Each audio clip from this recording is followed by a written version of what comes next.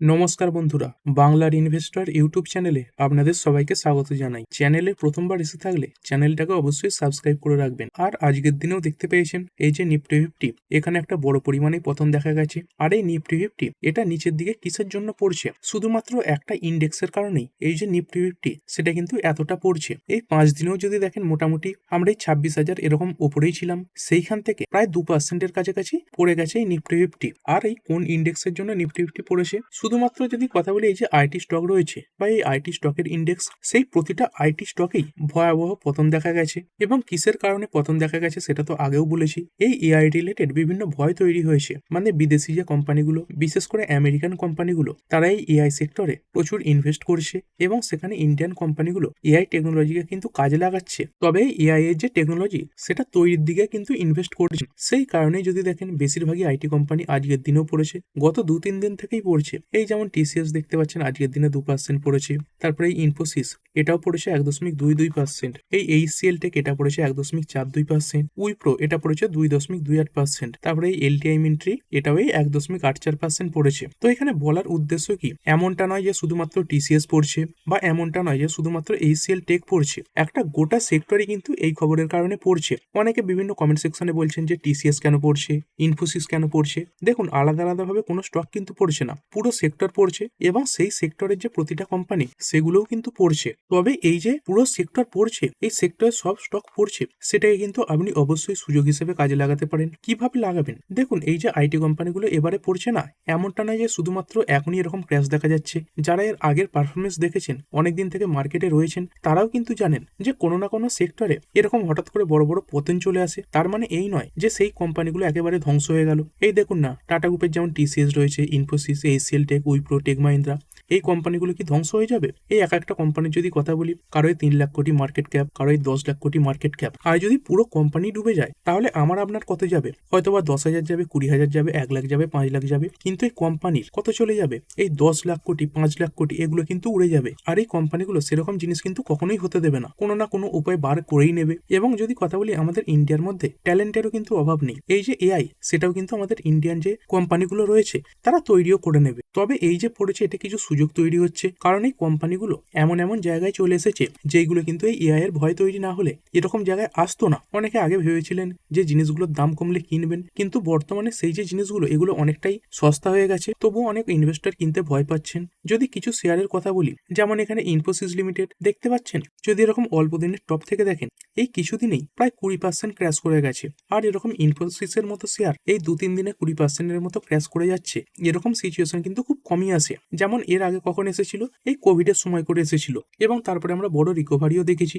এবং এই স্টকটা দেখতে পাচ্ছেন আজকের দিনে এই যে 52 উইকের লো সেটাও লাগিয়েছে। আজকের লো কত? 1281.50, এবং 52 উইকের যে লো এটাও আছে 1281.50। এবং অন্যান্য যে কোম্পানিগুলো তারাও অনেকে 52 উইকের লো লাগিয়েছে, এবং না লাগালেও এই যে 52 উইক লো তারই কাছাকাছি ট্রেড করছে। এবং তার সঙ্গে সঙ্গে যদি পি রেশিওর দিক থেকেও বলি, এদের যে ভ্যালুয়েশন সেগুলো কিন্তু অনেকটাই সস্তা হয়েছে। এই ইনফোসিস দেখতে পাচ্ছেন এই কিছুদিন আগেই প্রায় এই 29-30 এরকম পি রেশিওতে ট্রেড করছিল, সেখান থেকে এই যে পি রেশিও এটা পড়ে হয়েছে 19, মানে 20 থেকেও নিচে এই যে পি রেশিও সেটা কিন্তু নেমে গেছে। তারপরে যদি উইপ্রোর কথা বলি, এটাও এরকম দেখতে পাচ্ছেন এই অল্প দিনে টপ থেকে প্রায় 20% ডাউন হয়েছে। এর আজকের লো কত? 209.01, এবং 52 উইকের যে লো এটাও এই 209.01। আর এইখানে যদি পি রেশিওর কথা বলি, এইখানে এই যে পি এটা দেখতে পাচ্ছেন এই 27-এর কাছাকাছি ছিল, সেখান থেকে এই যে পি এটা পড়ে এসে গেছে 17-র কাছাকাছি। তারই সঙ্গে সঙ্গে এই টিসিএস এই কোম্পানিটাও যদি দেখেন, এটাও পড়েছে এরকমই অল্প দিনের টপ লেভেল থেকে, মানে 3রা ফেব্রুয়ারি দেখতে পাচ্ছেন 3,220 হাই ছিল,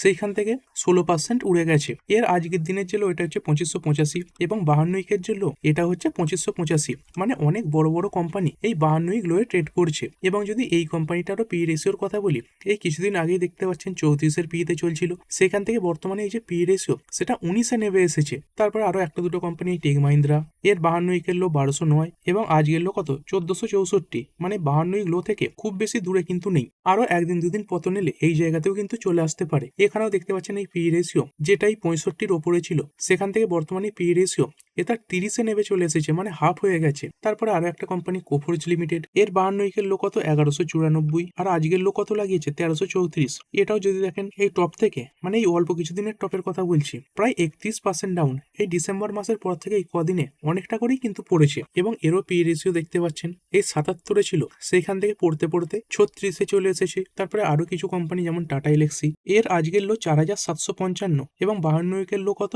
4700, মানে এই 52 উইক লো থেকে মাত্র 55 পয়েন্ট ওপরে আজকে লো লাগিয়েছিল। এবং এটাকেও যদি দেখেন এরকম দেখতে পাচ্ছেন টপ থেকে প্রায় 18% ডাউন হয়েছে। এবং এরও যে পি রেশিও সেটাও সস্তা হয়েছে। এই কদিন আগে কোম্পানির যে পি এটা চলছিল 71-এর কাছাকাছি, সেখান থেকে পি এটা 47-এ নেমে চলে এসেছে। এবং যদি পুরো ইন্ডেক্সেরও কথা বলি, আজকেই নিফটি আইটি ইন্ডেক্স কত ক্লোজ হয়েছে 32,681.50। এবং এই যে লেভেলটা এটাও কিন্তু বলতে পারেন বহুদিন পরে অনেকটা নিচে পাওয়া যাচ্ছে, মানে পুরো এটা আইটি ইন্ডেক্সের কথা বলছি। এখানে 32,681 এটা দেখুন। এবং যদি এর আগের কথা বলি, এর আগে দেখতে পাচ্ছেন এই 15ই এপ্রিল 2025-এ এই যে লো সেটা ছিল 32,932, মানে 15ই এপ্রিলের পর থেকে প্রায় 10 মাস পরে এই যে নিফটি আইটি ইন্ডেক্স সেটা কিন্তু এত নিচে নেমে এসেছে। এবং বলতে পারেন এই 15ই এপ্রিলের পর থেকে যে সমস্ত ইনভেস্টররা এই আইটি সেক্টরে টাকা লাগিয়েছেন, তাদের সেই আইটি কোম্পানিগুলো কিছুটা হলেও কিন্তু ডাউনে রয়েছে। আর এরকমটা নয় যে এই 8-10 মাসের মধ্যে শুধুমাত্র ছোট ছোট রিটেল ইনভেস্টররা টাকা লাগিয়েছে,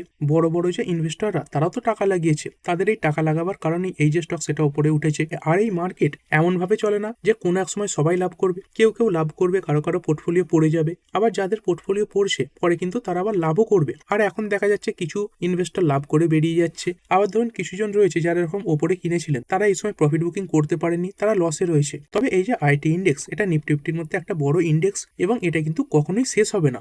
যেমনটা দেখতে পেলেন গুগলের মতো কোম্পানি 100 বছরের বন্ডিল নিয়ে চলে এসেছে, আর সেখানে যে ইনভেস্টররা টাকা লাগাচ্ছে তারা তো এটা ভেবেই লাগাচ্ছে যে আইটি সেক্টর আগামী 100 বছরেও থাকবে। মানে শুধুমাত্র এই নয় যে আপনার টাকা মানে যদি লাগিয়ে থাকেন ফেঁসে আছে, অনেক বড় বড় ইনভেস্টরেরও টাকা কিন্তু ফেঁসে আছে। এবং এই সময় যদি আপনি এই কোম্পানিগুলোতে সুযোগ খুঁজে নিতে পারেন, তাহলে কিন্তু এইখান থেকে শর্ট টার্মেও একটা বড় টাকা তৈরি হতে পারে। আর এই ভিডিওতে এমন 3খানা কোম্পানি নিয়ে আলোচনা করতে চলেছি যেইগুলোকে আপনি অবশ্যই আপনার যে ওয়াচ লিস্ট রয়েছে সেইখানে রাখতে পারেন। তবে এটাও বলে দিই, যে 3টে কোম্পানি নিয়ে আলোচনা করব এগুলো লার্জ ক্যাপ কোম্পানি। কারণ কোনো ইন্ডেক্স যখন বাড়তে শুরু করে তার মধ্যে যে লার্জ ক্যাপ কোম্পানিগুলো থাকে সেইগুলোই কিন্তু প্রথমে রিকভারি দেখায়, এবং এই লার্জ ক্যাপ কোম্পানিগুলোর পরে পরে যে স্মল ক্যাপ কোম্পানিগুলো রয়েছে, মিড ক্যাপ কোম্পানিগুলো রয়েছে, এগুলোতে রিকভারি আসে। মানে এই লার্জ ক্যাপ স্টকে এই যে রিকভারি সেটা তাড়াতাড়ি হওয়ার সম্ভাবনা দেখা যাচ্ছে। আর এটা অবশ্যই মাথায় রাখবেন, যদি ধরুন আপনি ইনভেস্ট করছেন তবে এমনটা করবেন না যে পুরো টাকা একেবারেই লাগিয়ে দিলেন। আপনি কি করতে পারেন, এই সিপ ইনভেস্টমেন্ট করতে পারেন, বা সিস্টেমেটিক মানে ধাপে ধাপে টাকা লাগাবেন।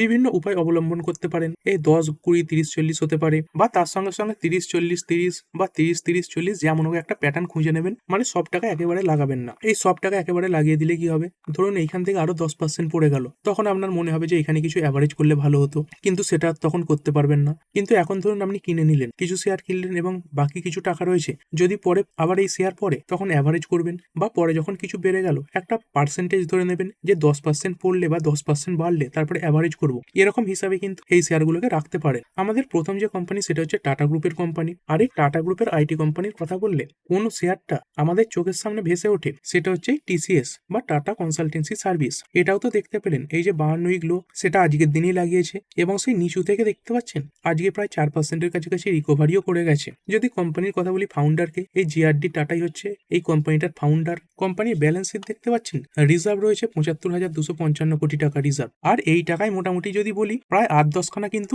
এই স্মল ক্যাপ টাইপের কোম্পানি হয়ে যাবে। লং টার্ম বোরিং দেখতে পাচ্ছেন জিরো রয়েছে। তবে এবার যদি এই এআই কে অ্যাডপ্ট করতে হয় তাহলে এই কোম্পানিগুলোকে হয়তো এই যে লোন সেটা নিতে হতে পারে। তার সঙ্গে সঙ্গে শর্ট টার্ম বোরিং এটাও জিরো রয়েছে। আর এই আইটি কোম্পানিগুলোর যে বোরিং সেটা জিরোর দিকেই থাকে, কেননা কোম্পানিগুলোকে আলাদাভাবে কোনো ইনফ্রাস্ট্রাকচার বিল্ডিং এগুলো কিন্তু তৈরি করতে হয় না। একবার তৈরি করে নিয়েছে এবং তারপরে কি করতে হয়, বিভিন্ন যে মেশিনারি সেগুলোকে সংরক্ষণ করতে হয়, এবং কর্মচারীদের যে স্যালারি সেগুলো দিতে হয়, যেগুলো কোম্পানি তাদের প্রফিট থেকেই দিয়ে দিতে পারে। এবং কোম্পানির কাছে 7,152 কোটি টাকার ক্যাশও এই মুহূর্তে পড়ে রয়েছে। আর এটাও বলে রাখি, বর্তমানে বিভিন্ন রাজ্যে এসআইআর এর যে প্রসেস চলছে তার কাজে টিসিএস করছে। তার সঙ্গে সঙ্গে বিভিন্ন গভর্নমেন্টের যে ওয়েবসাইটগুলো রয়েছে সেইগুলোকে টিসিএস ম্যানেজ করে থাকে। যেমন এই পোস্টাল যে ওয়েবসাইট রয়েছে সেটাও টিসিএস ম্যানেজ করে। বিভিন্ন ব্যাংকের সঙ্গেও টিসিএস এর কিন্তু লিঙ্ক রয়েছে। এই TCS offers a consulting led, cognitive powered, তার সঙ্গে সঙ্গে integrated portfolio of business, technology and engineering service এবং সলিউশন এগুলো প্রোভাইড করে থাকে। মার্কেট ক্যাপ কত রয়েছে? এই বর্তমানে ক্র্যাশের পরে এই যে মার্কেট ক্যাপ সেটাই 10 লাখ কোটির নিচে নেমে এসেছে, নাহলে 10 লাখ কোটির ওপরেই থাকতো।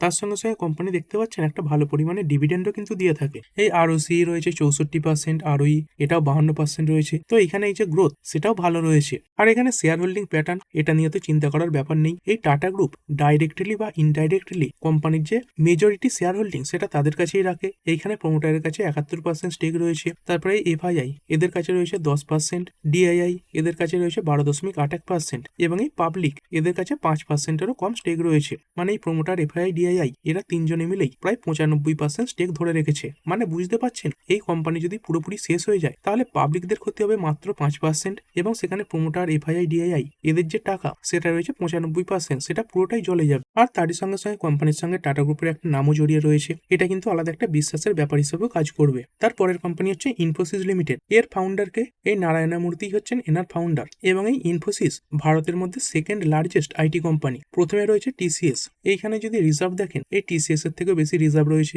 85,256 কোটি। লং টার্ম বোরোয়িং এইখানেও জিরো, শর্ট টার্ম বোরোয়িং এটাও জিরো। মানে বর্তমানে একদম ডেপ্ট ফ্রি কোম্পানি এবং কোম্পানির কাছে 14,265 কোটি টাকার ক্যাশ এবং ক্যাশ ইকুইভ্যালেন্টও পড়ে রয়েছে। মানে এই ক্যাশ অ্যান্ড ক্যাশ ইকুইভ্যালেন্ট তার সঙ্গে সঙ্গে এই যে রিজার্ভ এগুলোর দিক থেকে এই কোম্পানিটা এই টিসিএস এর থেকেও স্ট্রং কোম্পানি। এই কোম্পানিটা কি প্রোভাইড করে থাকে দেখতে পাচ্ছেন, consulting, technology, outsourcing and next generation digital services to enable clients two execute strategies for their digital transformation and it is the second largest IT company in India behind TCS. মানে TCS এর পরে এটা second largest company. এইখানে market cap কত রয়েছে? 5,54,645 কোটি রয়েছে। এইখানেও ডিভিডেন্ড ডিল দেখতে পাচ্ছেন বেশি রয়েছে 3.14%। তারপরে এই আরওসি 37.5% রয়েছে এবং আরওই এটা রয়েছে 28%-এর ওপরে। আর এখানে শেয়ার হোল্ডিং প্যাটার্ন কেমন দেখতে পাওয়া যাচ্ছে? এই প্রমোটার এদের কাছে রয়েছে 14.52%। আর এটা দেখে ভয় পেয়ে যাবেন না যে প্রমোটারের কাছে এত কম রয়েছে। তারপরে দেখতে পাচ্ছেন কাদের কাছে বেশি রয়েছে? এই এফআইআই এদের কাছে রয়েছে 30.27% এবং এই ডিআইআই এদের কাছে রয়েছে 41.08%। আর এই পাবলিকের কাছে কত রয়েছে? 13.69%। মানে পাবলিক বাদ দিয়ে বাকিরাই প্রায় 86 থেকে 87% স্টেক ওন করে। আর এই ভিডিও শেষ কোম্পানি হচ্ছে এইচসিএল টেকনোলজিস লিমিটেড। এটাই 52 উইক লো থেকে কিছুটা উপরেরই লো লাগিয়েছিল। 1302 হচ্ছে 52 উইকের লো এবং আজকের লো হচ্ছে 1396। এইখানেও দেখতে পাচ্ছেন বটম লেভেল থেকে ভালো একটা রিকভারি দেখা গেছে প্রায় 3.5%-এর উপরে। এই কোম্পানির ফাউন্ডারকে এই শিব নাদারজি হলেন এই এইচসিএল টেকের ফাউন্ডার। এইখানে ব্যালেন্স শিট কেমন দেখা যাচ্ছে? কোম্পানির কাছে এই রিজার্ভ এটা রয়েছে 34,397 কোটি। এইখানে রিজার্ভ কিছুটা কমেছে, হতে পারে কোম্পানি কিছু টাকা অন্যান্য জায়গায় ইনভেস্টও করেছে, মানে এআই টেকনোলজিতে। কারণ এই টিসিএস এবং এই ইনফোসিস এদের থেকেও এই যে এইচসিএল টেক এটা কিন্তু এআই টেকনোলজিতে কিছুটা এগিয়ে রয়েছে। এখানে লং টার্ম বোরিং কত রয়েছে? মাত্র 11 কোটি এবং শর্ট টার্ম বোরিং এটা রয়েছে 15 কোটি। একদম না থাকা বললেই পারেন। এবং কোম্পানির কাছে 4,439 কোটি টাকার ক্যাশ এবং ক্যাশ ইকুইভ্যালেন্টও পড়ে রয়েছে। এটাও দেখতে পাচ্ছেন সেই একই কাজ করে থাকে, ট্রান্সফরমেশন, আউটসোর্সিং, তারপরে integrated portfolio of services including software led IT solution, remote infrastructure management, engineering and R and D services and BPO. মানে এই কোম্পানি রিসার্চ এবং ডেভেলপমেন্ট এইখানেও কিন্তু কাজ করে। এইখানে মার্কেট ক্যাপ কেমন রয়েছে? এই প্রায় 4 লাখ কোটির কাছাকাছি মার্কেট ক্যাপ রয়েছে। আরওসি 31%-এর উপরে, আরওই রয়েছে 25% এবং ডিভিডেন্ড ইল্ড কত? 3.71% রয়েছে ডিভিডেন্ড ইল্ড। আর এখানে শেয়ার হোল্ডিং প্যাটার্ন এইখানে প্রমোটারের কাছে দেখতে পাচ্ছেন প্রায় 61%-এর কাছাকাছি স্টেক রয়েছে। এফআইআই 16.21%, ডিআইআই 18.37% রয়েছে এবং এই পাবলিক এদের কাছে মাত্র 4%-এর কাছাকাছি স্টেক রয়েছে। আর যদি এই কোম্পানিগুলো তুলনা করে দেখি, এই দেখতে পাচ্ছেন মার্কেট পজিশনের দিক থেকে এই যে টিসিএস এটা নাম্বার 1 কোম্পানি, তারপরে ইনফোসিস এটা হচ্ছে সেকেন্ড লার্জেস্ট আইটি কোম্পানি এবং এই এইচসিএল টেক এটা হচ্ছে third largest IT company. Primary focus কি এই টিসিএস এর? এই stability, scale and traditional outsourcing. এই ইনফোসিস এর হচ্ছে digital transformation, AI and consulting. আর এই এইচসিএল টেক এরা বিভিন্ন রিসার্চ ডেভেলপমেন্ট করে থাকে, ক্লাউড সার্ভিস, সফটওয়্যার প্রোডাক্ট এগুলো তৈরি করে। মানে এখানে এআই এর দিক থেকে এই যে এইচসিএল টেক এটা কিন্তু এই দুটো কোম্পানি থেকে কিছুটা এগিয়েই রয়েছে। তারপরে এমপ্লয়ি বেস টিসিএস এর কাছে অনেক এমপ্লয়ি রয়েছে, ইনফোসিসের কাছে 3,23,000 এবং এই এইচসিএল টেক এদের কাছে রয়েছে 2,26,000। তারপরে এই মার্কেট ক্যাপ এই যে টিসিএস এর এই 10 লাখ থেকে কিছুটা কমেছে, এই ইনফোসিস এর 5.40 লাখ এবং এই এইচসিএল টেক এর রয়েছে 3.9 লাখ কোটি। আর এই অপারেটিং মার্জিনের দিক থেকে হাইয়েস্ট হচ্ছে 23% টিসিএস এর রয়েছে, তারপরে ইনফোসিস 20 থেকে 21% রয়েছে এবং এই এইচসিএল টেক এর রয়েছে 17 থেকে 18%। আর সব থেকে পজিটিভ ব্যাপার হলো এই কোম্পানিগুলো এই যে এআই টেকনোলজি রয়েছে সেগুলোকে অ্যাডপ্ট করার চেষ্টাও করছে। তবে দেখতে পাচ্ছেন অনেকেই এমপ্লয়ি বেস রয়েছে, কারোর কাছে 6 লাখ এমপ্লয়ি রয়েছে, কারোর কাছে 3 লাখ এমপ্লয়ি রয়েছে। তো তাদের এই এআই এর ব্যাপারে যে ট্রেনিং সেগুলোও দিতে হবে, তো সেই ব্যাপারে কিছুটা সময় হয়তো লাগতে পারে, কিন্তু এমন নয় যে কোম্পানিগুলো পুরোপুরি বসে যাবে। এবং তারই সঙ্গে সঙ্গে দেখতে পেলেন টপ লেভেল থেকে অনেকটা পড়া রয়েছে এবং এই ভ্যালুয়েশনের দিক থেকেও এখন কিন্তু এই কোম্পানিগুলো অনেকটা কমফোর্ট জোনে রয়েছে। তো ঠিক আছে বন্ধুরা, আশা করছি ভিডিওটা আপনাদের ভালো লেগেছে। আপনি চাইলে এটাকে লাইক এবং শেয়ার করতে পারেন।